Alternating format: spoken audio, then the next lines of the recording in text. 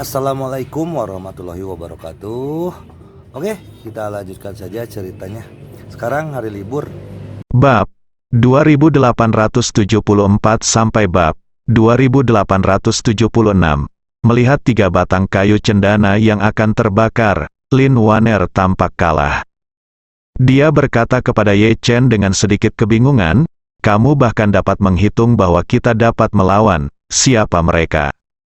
Ye Chen menggelengkan kepalanya, "Saya tidak dapat memahaminya. Perasaan ini seperti diberi sudut pandang Tuhan."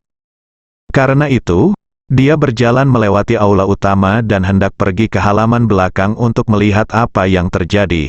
Tapi dia tertarik oleh pintu kayu di belakang aula utama. Dia dengan hati-hati membuka pintu dan menemukan sebuah ruangan kecil berukuran sekitar 5 atau 6 meter persegi di dalamnya. Ye Chen melirik sekilas dan menemukan bahwa sepertinya tidak ada apapun di ruangan itu kecuali kursi kayu sederhana dan meja kayu kecil yang lebarnya kurang dari setengah meter. Di dalam ruangan terdapat aroma khas yang membuat orang merasa segar. Ye Chen melihat lebih dekat dan melihat seutas gelang yang warnanya hampir sama dengan meja kayu yang diletakkan di atas meja kayu kecil. Gelang ini terbuat dari manik-manik kayu dengan diameter sekitar 1 cm. Seluruh badannya berwarna coklat tua dengan corak berbeda-beda, sangat mengkilat, dan memancarkan wangi kayu yang kuat. Gelang itu diletakkan di tengah meja, dan sepertinya ada orang lain yang sengaja meninggalkannya di sini. Ye Chen melangkah maju dan mengambil gelang itu. Dia bisa merasakan tekstur hangat di setiap manik gelang. Ringannya keseluruhan gelang itu, ditambah dengan aroma yang istimewa. Ye Chen berspekulasi bahwa itu pasti kayu gaharu, dibuat. Lin Waner masuk saat ini dan bertanya dengan heran, "Dari mana asal gelang gaharu di tangan tuan muda?" Ye Chen kembali menatapnya dan berkata sambil tersenyum, "Saya menemukannya di meja ini." Lin Waner maju ke depan dan bertanya dengan hati-hati, "Tuan, bisakah Anda mengizinkan saya melihatnya?" Ye Chen mengangguk dan menyerahkan gelang gaharu itu padanya.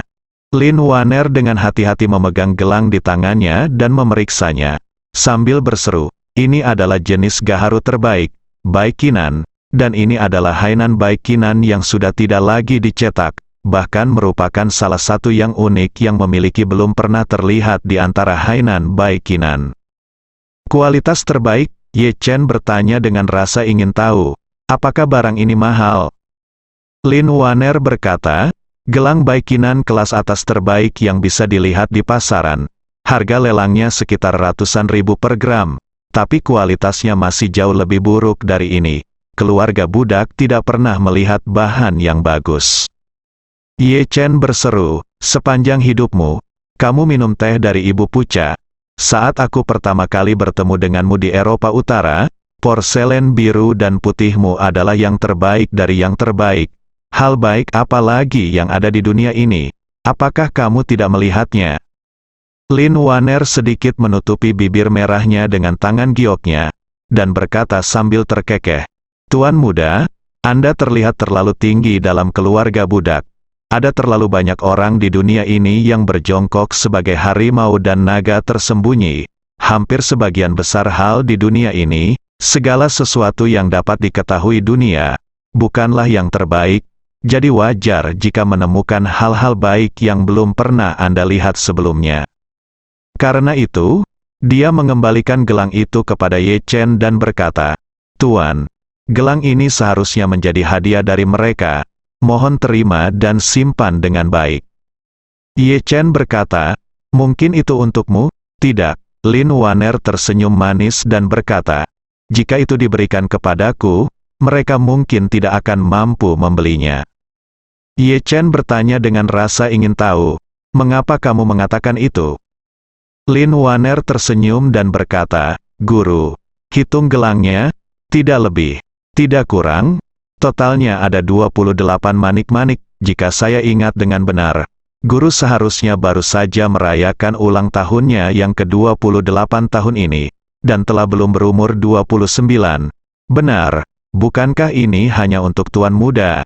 Jika untuk keluarga budak, biayanya setidaknya lebih dari 300 buah. Yang sungguh sia-sia. Ye Chen terkejut, dan dengan cepat menundukkan kepalanya dan menghitung manik-manik di gelang itu. Memang tidak lebih, tidak kurang, 28. Kebanyakan gelang sebenarnya mempunyai 19 manik-manik. Hal ini karena kebanyakan orang yang memakai gelang tidak hanya mengejar bahannya tetapi juga makna yang mendalam. Dalam agama Buddha, kebanyakan manik-manik memiliki 19 manik-manik, yang memiliki arti yang sama. Kepala Buddha, ditambah 18 dharma yang berbeda. Namun gelang ini memiliki 28 gelang dengan model yang unik. Karena terlalu banyak potongannya, gelang ini tidak cocok lagi dipakai di pergelangan tangan, melainkan lebih cocok untuk dipelintir di tangan. Ye Chen mau tidak mau bertanya padanya, apakah menurutmu ini mewakili usiaku? Lin Waner mengangguk, kemungkinan besar. Ye Chen bertanya lagi, mungkin ini suatu kebetulan. Lin Waner menggelengkan kepalanya, itu mungkin terjadi di luar, tidak mungkin di sini. Ye Chen bertanya, mengapa kamu mengatakan itu? Lin Waner berkata dengan serius, Tuan Muda, Anda harus memahami bahwa semua yang ada di sini disiapkan untuk Anda. Alasan mengapa mereka mengundang keluarga budak hanya karena keluarga budak kebetulan menemani tuannya. Jika keluarga budak tidak melakukannya datang bersama tuan, maka mereka pasti akan bertemu langsung dengan Tuan Muda. Ye Chen tiba-tiba menjadi sedikit gugup. Dia merasa apa yang dikatakan Lin Waner masuk akal. Namun, dia tidak mengerti siapa pihak lain yang akan begitu memperhatikannya. Sejak biarawati kecil itu berinisiatif untuk berbicara dengan mereka berdua di kaki gunung, Ye Chen selalu ingin tahu siapa orang-orang ini, dan sekarang, pertanyaan ini semakin kuat. Pada saat ini, Lin Waner tiba-tiba teringat sesuatu dan berkata, Tuan, ketika saya baru masuk, saya tidak melihat siapapun masuk atau keluar ruangan ini. Ada meja, kursi, dan gelang di ruangan ini. Saya pikir seseorang pasti ada di sini pada waktu itu. Ye Chen mengangguk. Kalau begitu dia pasti dalang di balik mereka. Saat dia mengatakan itu, Ye Chen memegang gelang di tangannya dan memutarnya sejenak. Lalu berkata, saya tidak tahu mengapa mereka begitu tertutup. Tapi rasanya seperti yang Anda katakan, bukan seperti musuh. Adapun latar belakang mereka, saya hanya bisa tunggu sampai mereka mengambil inisiatif lain kali. Berbicara tentang ini, Ye Chen memandang Lin Waner dan bertanya padanya, kamu berkata, karena mereka tidak ingin aku maju, apa yang akan mereka lakukan jika aku keluar dari pintu ini dan terus berjalan lebih jauh ke dalam 100.000 gunung? Tidak akan ada halangan lagi. Lin Waner bertanya dengan ngeri, Tuan, apakah Anda serius? Ye Chen berkata, untuk saat ini, kami hanya mendiskusikan kelayakan rencana ini. Lin Waner berkata dengan bingung, Tuan Muda, secara teori seharusnya seperti ini, tetapi keluarga budak tetap tidak menyarankan Anda mencoba. Ye Chen melihat gelang di tangannya dan berkata sambil tersenyum, jangan khawatir, saya hanya mengatakannya dengan santai, saya tidak terlalu tidak sopan. Setelah itu, dia meletakkan gelang itu dan berkata kepada Lin Waner, ayo pergi ke halaman belakang dan melihat-lihat, jika tidak ada yang abnormal, ayo kembali ke Jinling. Lin Waner akhirnya merasa lega dan menemani Ye Chen ke halaman belakang King Zaoan. Halaman belakang biara ini tidaklah besar, hanya ada beberapa rumah beratap genteng. Sepertinya disinilah tempat tinggal para biarawati di biara tersebut. Namun tempat ini sudah lama kosong, dan sepertinya sudah lama tidak ada orang yang tinggal di dalamnya. Hal ini pun semakin membuktikan dugaan Lin Waner bahwa kedua biarawati yang ditemuinya bukanlah biarawati sungguhan. Ye Chen bahkan curiga kuil King Zhao telah ditinggalkan selama bertahun-tahun, tetapi kali ini mereka hanya membukanya sementara untuk menghentikannya. Keduanya tidak menemukan petunjuk berharga apapun di halaman belakang, tetapi mereka melihat jalan setapak menuruni gunung dari belakang di luar pintu belakang halaman belakang. Kalau dipikir-pikir, mereka mengungsi melalui jalan pegunungan ini. Karena lebih dari 1 jam telah berlalu, Ye Chen tidak dapat melihat petunjuk apapun di sepanjang jalan ini. Untuk menghormati orang-orang ini, dia tidak berpikir untuk mengejar mereka untuk mencari tahu. Melihat jalan yang berkelok-kelok, Ye Chen menghela nafas pelan dan berkata kepada Lin Waner, "Ayo kembali ke Jinling." Ketika keduanya turun dari kuil King Zhao, Ye Chen terus memegang gelang gaharu di tangannya. Dia ingin tahu arti dari gelang yang ditinggalkan untuknya, tapi setelah memikirkannya, dia masih belum bisa memahaminya. Mari kita lihat apa yang dikatakan Lin Waner. 28 manik-manik di gelang ini mewakili usianya saat ini. Pihak lain memasukkan 28 manik-manik ke dalam gelang, mengetahui bahwa Lin Waner akan melihat sesuatu yang tidak biasa dan kembali ke King Zhao An untuk diselidiki lagi pula. Pesan apa yang ingin Anda sampaikan kepada diri Anda sendiri dengan sengaja menitipkan gelang ini kepada diri Anda sendiri? Dalam keraguan, mereka berdua turun gunung dan kembali mendaki jalan gunung. Saat kami akan mendaki gunung lagi, kebetulan kami bertemu dengan beberapa nenek-nenek setempat. Mereka berjalan bersama dan berjalan perlahan menuruni gunung. Masing-masing membawa keranjang yang terbuat dari tanaman merambat, dan masih ada beberapa barang di dalam keranjang. Saya menaruh banyak minyak wijen, uang kertas dan dupa tanah. Melihat ini, Lin Waner melangkah maju dan bertanya dengan sopan, "Kemana tujuan wanita tua ini?" Salah satu wanita tua berkata, "Saya mendengar kuil King Zhao telah dibuka kembali. Mari kita pergi ke kuil King Zhao untuk menyembah Buddha dan membakar dupa." Lin Waner bertanya dengan rasa ingin tahu, apakah King Zhaoan sudah lama dikurung? Wanita tua itu mengangguk, itu belum dibuka selama sekitar 10 atau 20 tahun. Semakin sedikit orang di pegunungan, dan tidak ada dupa di kuil. Semua biarawati sebelumnya telah pergi. Kemarin, saya mendengar kabar dari penduduk desa yang telah kedatangan biarawati baru. Mari kita pergi dan memberi penghormatan bersama. Lin Waner berkata dengan cepat, "Kalian sebaiknya tidak pergi.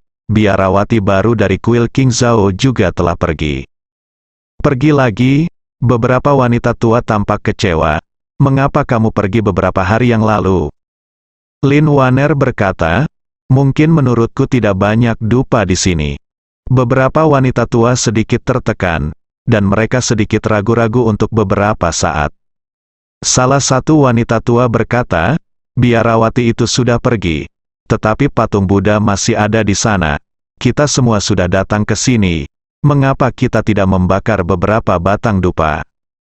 Beberapa wanita tua lainnya mengira memang demikian, jadi mereka setuju satu demi satu. Lin Waner melihat beberapa orang menyembah Buddha dengan tulus, jadi dia tidak mencoba membujuk mereka lagi dan memperingatkan, "Kalau begitu harap berhati-hati, kami pergi dulu." Setelah mengucapkan selamat tinggal kepada beberapa wanita tua, Lin Waner berkata kepada Ye Chen, "Sepertinya mereka datang ke King Zhaoan untuk sementara. Mereka mungkin tiba kemarin." Ye Chen setuju dan berkata, "Mungkin dia memperhatikan bahwa kita ada di sini, atau Wu Feiyan ada di sini, jadi dia datang terlebih dahulu untuk bersiap." Karena itu, Ye Chen menambahkan, "Yang pasti sekarang adalah mereka mengenal kita dan Wu Feiyan dengan sangat baik. Mungkin mereka juga sedang memantau kita saat ini." Lin Waner menghela nafas dan berkata tanpa daya, "Setiap gunung lebih tinggi dari yang lain. Jika Anda memiliki kesempatan untuk bertemu dengan orang yang bertanggung jawab di belakangnya di masa depan, Anda harus dengan rendah hati meminta nasihatnya." Saat ini, di jalan raya yang mengarah dari Gunung Siwanda ke dunia luar, 3 kendaraan niaga buik yang tidak mencolok melaju dengan mulus di jalan raya. Semua mobil ini memiliki plat nomor dari Chuncheng, ibu kota provinsi Yunnan Selatan, dan milik perusahaan persewaan mobil terkenal di negara tersebut. Buick bisnis adalah model MPV biasa paling terkenal di China. Pangsa pasarnya besar dan relatif populer. Jadi dimanapun Anda melihatnya, tidak akan menarik perhatian, sangat sederhana, dan tidak ada orang akan berpikir untuk mengendarai model ini. Orang yang memiliki mobil diasosiasikan dengan kekayaan besar. Namun ketiga kendaraan Buick bisnis ini tidak ada hubungannya dengan Buick kecuali masih berlogo Buick. Kendaraan tersebut telah mengalami transformasi sistematis, dan tenaga, keselamatan, privasi, dan kenyamanannya semuanya mengalami perubahan kualitatif. Saat ini, di mobil bisnis Buick kedua, pengemudinya adalah biarawati muda yang sebelumnya menghentikan Ye Chen dan Lin Wanner di kaki gunung. Dan orang yang duduk di kursi penumpang adalah istri tuan tua.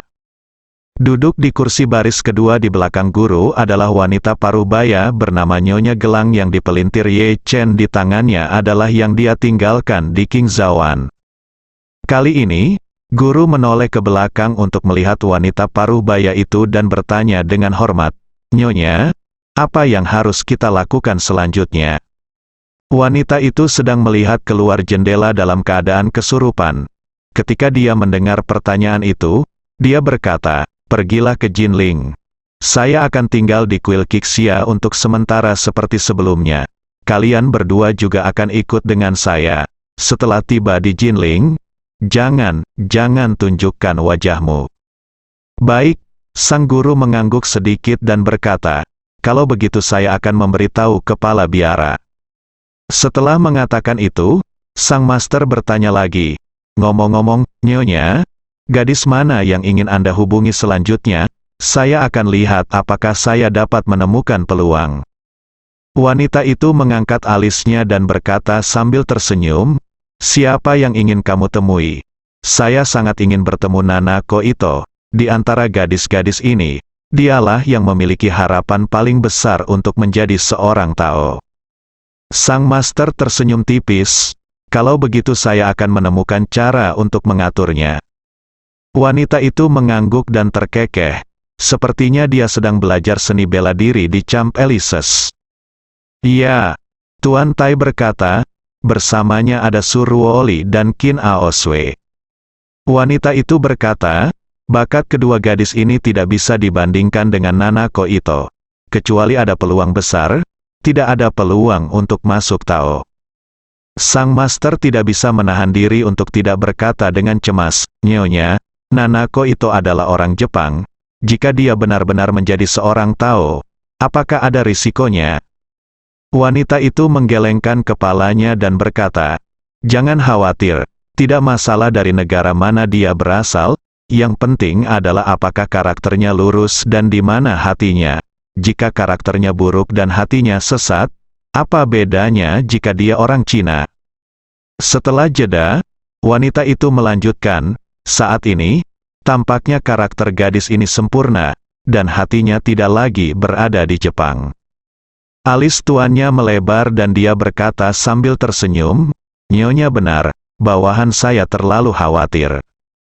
Wanita itu mengangguk dan bertanya, "Ngomong-ngomong, bagaimana perasaanmu terhadap Lin Wanner saat kamu melihatnya hari ini?" Sang master menghela nafas, "Saya merasa meskipun Lin Wanner berdiri di depan saya tidak dapat melihat jejak waktu sama sekali. Dia telah hidup selama lebih dari 300 tahun dan masih terlihat dan merasa seperti seorang gadis muda. Sungguh patut ditiru." Setelah mengatakan itu, sang master menambahkan, "Namun, dia selalu bisa memberikan perasaan samar dan tak terduga kepada bawahannya." Wanita itu tersenyum dan berkata, "Tanpa kultivasi apapun, tetapi mampu melarikan diri dari kejaran Wu Feiyan selama lebih dari 300 tahun, dan pada saat yang sama bertahan hidup secara utuh di dunia yang penuh perubahan. Pikiran Lin Wanner pasti jauh melampaui pikiran Lin Wanner, orang biasa. Sebenarnya aku sudah mengetahui keberadaannya sejak lama, tapi seperti Wu Feiyan, aku tidak pernah bisa menemukan petunjuk apapun tentang dia sampai dia dikhianati oleh para pelayannya di Eropa Utara. Ini menunjukkan bahwa dia lebih pintar dari yang kita duga." Sang master tidak bisa menahan diri untuk tidak bertanya, "Lalu apakah dia akan menebak identitasmu di masa depan?" Wanita itu berkata, "Itu pasti akan terjadi. Selama kita bisa menghubungi mereka nanti, itu hanya masalah waktu." Guru dengan cepat bertanya, "Nyonya, apakah Anda siap?" Wanita itu menggelengkan kepalanya, "Belum. Jadi lain kali kita harus ekstra hati-hati agar tidak meninggalkan petunjuk apapun." Sang master mengangguk dan berkata, "Nyonya, kita akan tiba di bandara sekitar 40 menit. Para kru akan bersiaga kapan saja. Bagaimana pendapat Anda tentang pengaturan penerbangan?" Wanita itu tampak sedikit terharu dan bertanya, "Di mana mereka?" Tuannya tahu bahwa wanita itu bertanya tentang Ye Chen dan Lin Wanner.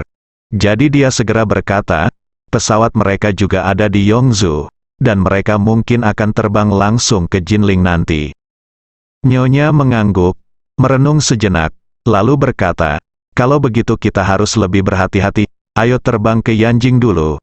Setelah sampai di Yanjing, kita akan ganti pesawat lalu pergi ke Jinling. Kita tetap tidak bisa menganggap entengnya depan Lin Wanner. Kali ini kami akan menghubunginya secara langsung, yang setara dengan memberitahu mereka bahwa kami telah mengamati secara diam-diam, dan mereka hanya akan lebih berhati-hati di masa depan." Ketika Ye Chen dan Lin Wanner tiba di Bandara Yongzhou, sebuah pesawat pribadi baru saja lepas landas dari Bandara Yongzhou dan menuju Yanjing. Setiap hari banyak jet pribadi dan jet bisnis dari perusahaan leasing yang terbang ke ibu kota Yanjing dari ibu kota provinsi, sehingga pesawat ini tidak menarik perhatian khusus. Pesawat Gulfstream milik keluarga Ye juga sudah lama menunggu di sini. Setelah Ye Chen dan Lin Wanner melewati pemeriksaan keamanan dan menaiki pesawat dengan lancar, kapten segera melamar ke menara untuk lepas landas dan menuju Jinling. Saat pesawat lepas landas, Ye Chen masih memelintir gelang yang terbuat dari kayu gaharu. Setelah hening saat lepas landas dan pendakian, Ye Chen tiba-tiba bertanya kepada Lin Wanner, "Ms. Lin, guru yang kamu lihat hari ini, Tai, terpisah dari mendesakku untuk kembali. Apakah kamu memberitahuku kapan aku bisa memasuki pegunungan 100.000 lagi?" Lin Wanner menggelengkan kepalanya dan berkata, "Tuan hanya mengatakan bahwa pegunungan 100.000 terlalu berbahaya bagi Tuan Muda untuk pergi ke sana. Tetapi dia tidak mengatakan kapan Tuan Muda dapat pergi ke sana lagi. Mungkin, untuk melanjutkan sisi amannya, Tuan Muda tidak akan bisa pergi ke sana lagi." "Kenapa?" Ye Chen bergumam, "Dia bilang ada bahaya di sana. Tapi tidak peduli seberapa tinggi bahayanya, tetap ada batasnya. Sekarang aku tidak cukup kuat. Tempat itu seperti gunung pedang dan lautan tembak ke arahku. Jika aku meningkatkan kekuatanku di masa depan, mungkin ada tempat di sana. Bagiku, itu seperti berjalan di tanah datar." Lin Wanner berkata dengan tegas, "Tuan Muda, saya merasa Tuan Muda tidak boleh berpikir untuk kembali ke pegunungan 100.000 untuk waktu yang lama di masa depan. Daripada menyia-nyiakan perhatiannya di pegunungan 100.000, Tuan Muda harus melakukannya. Pikirkan baik-baik, bagaimana kita bisa menemukan peluang untuk menerobos dan membuka istana Niwan sepenuhnya." Ye Chen bertanya balik, "Setelah istana Niwan dibuka, bisakah saya kembali ke Siwandasan?" Lin Wanner menggelengkan kepalanya. Keluarga budak merasa bahwa meskipun istana Niwan dibuka, mereka tidak dapat kembali, karena ketika tuannya membuka istana Niwan, dia hampir tidak memenuhi syarat untuk melawan Wu Feiyan, dan peluang menang sangat rendah. Jika dia ingin kembali ke Gunung Siwanda, setidaknya dia tidak akan bisa kembali. Pertama-tama kita harus melampaui Wu Feiyan. Dalam pandangan Lin Wanner, meskipun istri guru itu palsu, apa yang dikatakannya pasti benar. Ye Chen tidak bisa pergi ke Siwandasan. Kemungkinan besar Meng Changsheng memiliki konspirasi yang telah berkembang selama ratusan tahun dan menunggunya. Mungkin Meng Changsheng benar-benar seperti ibu dari Pucha yang menemukan cara lain untuk menghindari nasib kematian. Mungkin dia juga seperti ibu dari Pucha, menunggu kesempatan untuk terlahir kembali. Atau mungkin, kunci kelahirannya kembali terletak pada Ye Chen. Namun, tidak seperti Bunda Pucha, kelahiran kembali Bunda Pucha membutuhkan bantuan guntur surgawi Ye Chen, dan setelah kelahirannya kembali, ia juga akan digunakan oleh Ye Chen. Namun Meng Changsheng tidak akan pernah pasif seperti ibu dari Pucha. Ia telah hidup selama 1000 tahun, dan ia dengan sengaja memberikan kesempatan pada dirinya untuk dilahirkan kembali. Ia tidak akan pernah membiarkan dirinya menjadi alat atau penghalang bagi orang lain. Meskipun guru palsu itu terlalu kabur, Lin Waner berspekulasi bahwa kemungkinan yang paling mungkin adalah Tuan Meng Changsheng sedang mencari kesempatan untuk melawan tamu tersebut dan merebut tubuh Ye Chen, seperti dalam legenda. Memikirkan kembali apa yang Ye Chen katakan sebelumnya, ayahnya telah mempelajari masalah Seng Longge saat itu. Tetapi Lin Waner sendiri hanya berspekulasi tentang keberadaan Seng Longge, tetapi tidak memahami misterinya. Jadi dia membuka mulutnya dan berkata kepada Ye Chen, "Tuan muda, keluarga budak berpikir bahwa tuan muda dan keluarga budak masing-masing memiliki beberapa tugas mendesak ketika mereka kembali ke Jinling kali ini. Saya ingin tahu apakah tuan bersedia mendengarkan penjelasan keluarga budak?" Ye Chen berkata, "Nona Lin, tolong beritahu saya." Lin Waner berkata dengan fasih, "Wu Feiyan untuk sementara mundur. Prioritas utama tuan muda adalah menemukan cara untuk membuka istana Niwan, dan prioritas utama keluarga budak adalah menemukan cara untuk menyimpulkan apa arti Seng Longge. Mengapa kata ini selalu terjerat dengan tuan muda? Jika kita bisa mengetahui keseluruhan ceritanya, mungkin banyak hal yang memiliki penjelasan yang masuk akal."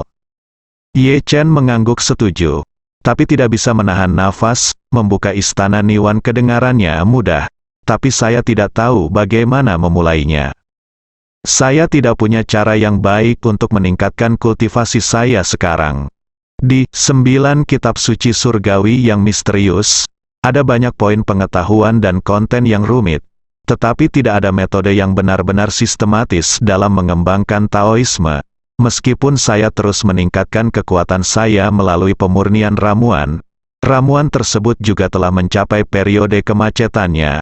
Meskipun Pei Yuan dan bagus, tidak bisa digunakan secara membabi buta.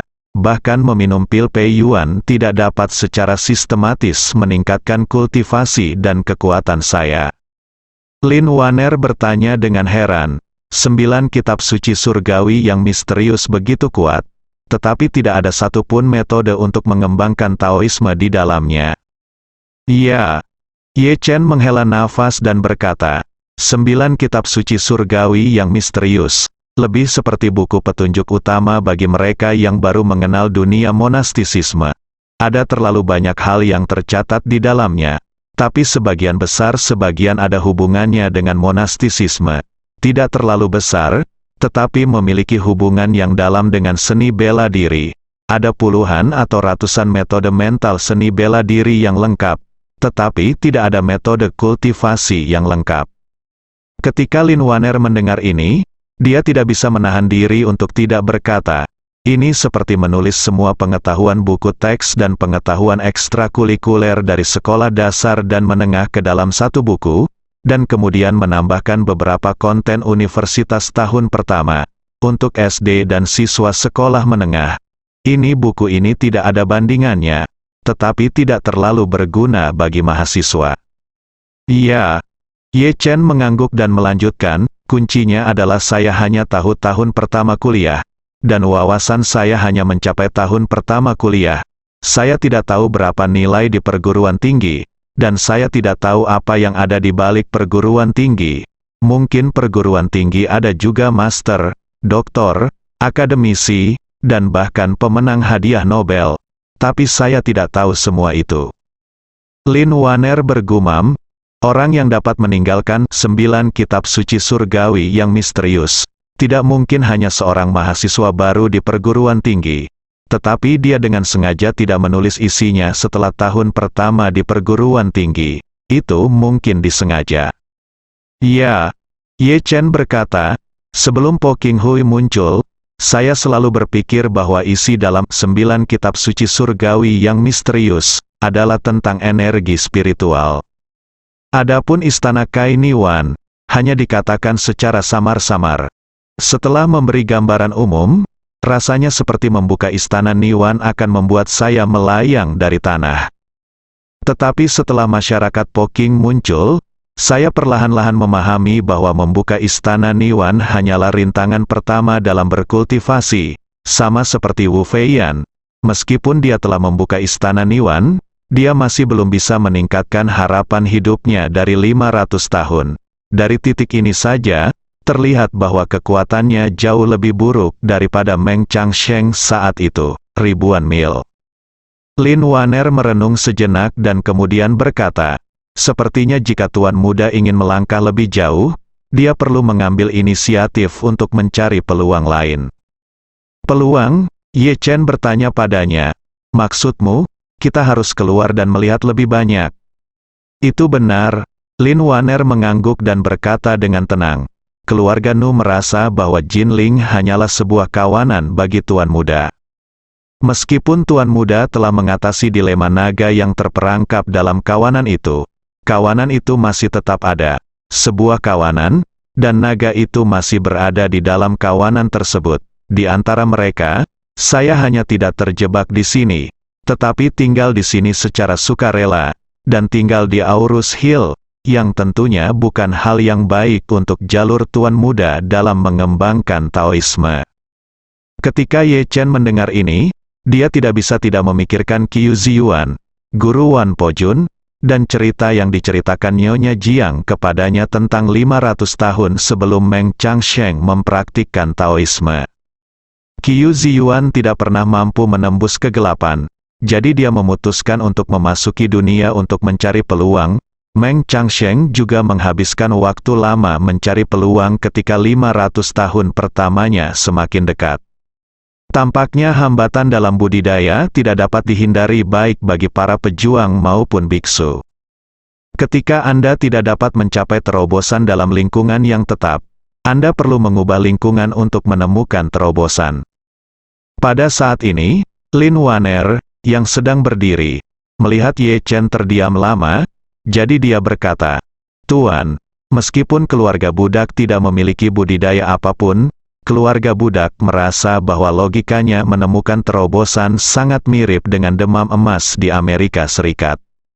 Ye Chen bertanya dengan rasa ingin tahu, mengapa ini begitu metaforis?